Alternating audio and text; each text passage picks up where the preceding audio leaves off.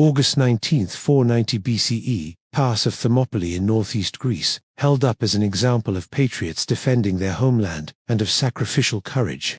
Those Athenians who believed that their victory at Marathon in 490 BCE meant that the war with Persia was over were mistaken. Persian King Darius I immediately set about raising a new and far larger force. To pay for it, he raised taxes. This led to a revolt in Egypt in the winter of 486–485 BCE that disrupted grain deliveries and diverted Persian military resources to restore order in that important province. Darius died in late 486. His son and successor, Xerxes, was temporarily distracted by the Egyptian revolt, but once it had been crushed, he returned to the invasion of Greece. News of the Persian preparations reached Athens, and the Athenian leader Themistocles urged that the city build the largest possible naval force. Athens then had only 50 triremes in commission.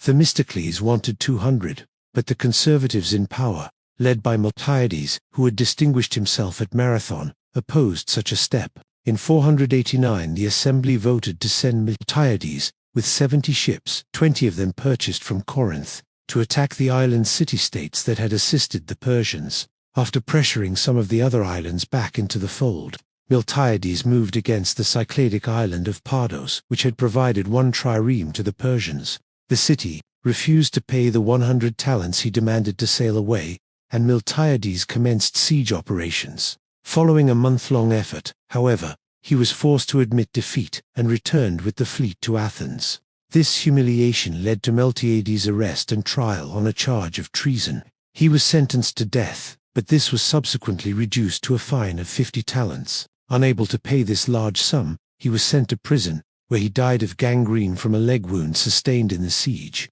The disgrace of Miltiades and his faction left Themistocles, the dominant political figure in Athens. Themistocles did what he could to prepare the city-state for war. He reformed the government to allow long-term war planning and then secured approval to increase the fleet to 200 triremes. When he at last set out for Greece in 481, Xerxes commanded one of the largest invasion forces in history. Its exact size has been debated ever since. Modern reckoning puts it at perhaps 600 ships and 3 Persian army corps of 60,000 men, each. This was a Persian advantage of at least 3-1 on land and 2-1 at sea. In the spring of 480, the Persian host reached the Hellespont, present-day Dardanelles. Their Egyptian and Phoenician engineers had constructed a bridge that was among the most admired mechanical achievements of antiquity. Herodotus tells us that they distributed 674 boats in 2 rows athwart the strait, each vessel facing the current and moored with a heavy anchor. The engineers then stretched flaxen cables across the ships from bank to bank. These cables were bound to every ship and were made taut by the use of capstans on shore. Wooden planks were then laid across the cables and were fastened to them and to one another. The planks were covered with brushwood, which was then covered with earth, and the whole was tamped down to resemble a road. A bulwark was erected on each side of this causeway to keep animals from becoming frightened of the sea.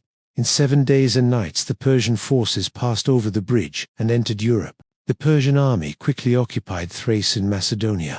The northern Greek city-states were completely intimidated, surrendering to fear or bribery and allowing their troops to be added to those of Xerxes. Only Plataea and Thespia in the north prepared to fight. For once, however, Athens and Sparta worked together. Athens provided the principal naval force, while Sparta furnished the main contingent of land forces sent north to resist the Persians. The land force was under the command of King Leonidas of Sparta. The Greek plan was for the land forces to hold the Persians just long enough for the fleet to force a Persian withdrawal. Themistocles led the Athenian fleet, joined by other Greek vessels to make 271 frontline ships. It sailed north to meet the Persian force of more than 650 ships. A storm reduced the Persian naval forces to around 500 serviceable warships, but this was still a comfortable advantage in numbers. On an afternoon in mid-August, the Greek fleet attacked the Persian ships off the northern coast of Euboea at Artemisia. The battle was inconclusive. Although the Greeks managed to capture some 30 Persian vessels, the allied Greek land force of about 4,000 men under Leonidas had meanwhile taken up position at the pass of Thermopylae, some 135 miles north of Athens.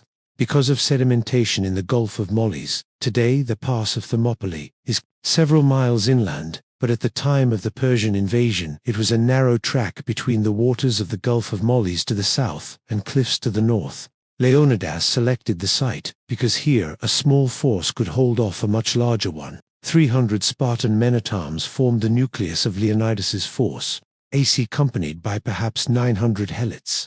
Leonidas had chosen only fathers with sons, so that no Spartan family line would be extinguished.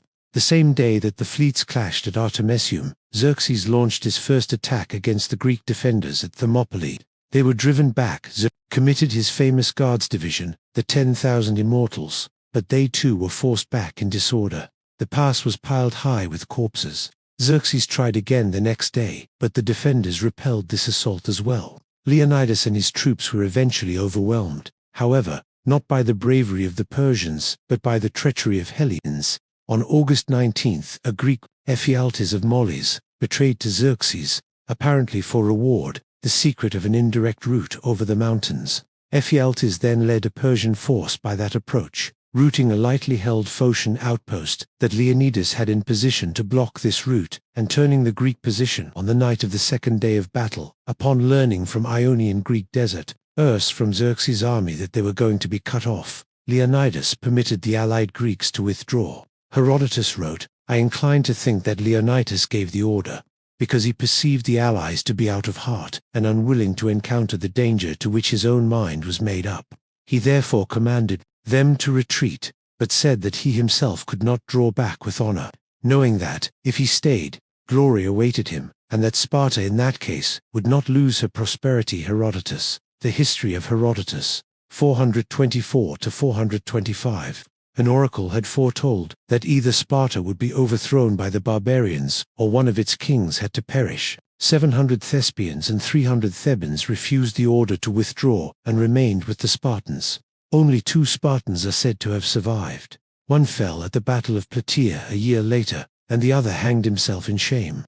Over the tomb of the Spartans was placed the most famous of Greek epitaphs, "Go, stranger, and tell the Lacedaemonians, Spartans, we lie here in obedience to their laws." This battle, which is also said to have claimed the younger brothers of Xerxes, had far more psychological than military importance. While some Greeks saw it as an excuse to ally with the Persians, others admired the Spartan example and redoubled their efforts to resist the Asian tide.